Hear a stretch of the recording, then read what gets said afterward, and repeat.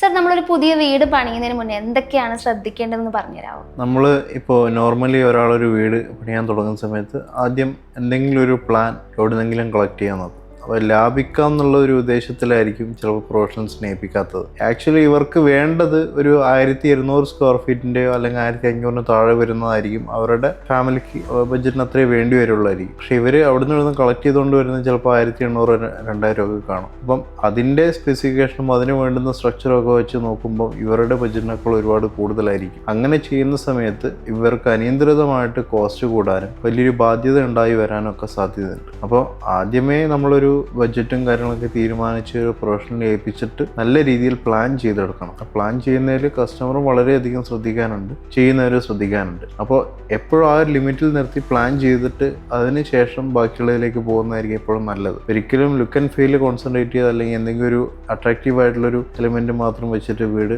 നോക്കിക്കഴിഞ്ഞാൽ നമുക്കത് മാച്ച് ചെയ്യണമെന്നില്ല. അപ്പോൾ പ്ലാനിങ്ങിൽ ശ്രദ്ധിച്ചാൽ മാത്രമേ നമുക്ക് നമ്മുടെ ഫാമിലിക്ക് ഗുണം ചെയ്യുള്ളൂ. എപ്പോഴും പ്ലാനിങ് പ്രോപ്പറായിട്ടതിന് ശേഷം മാത്രം ബാക്കിയുള്ളതിന് സെക്കൻഡ് പ്രയോറിറ്റി കൊടുക്കുക.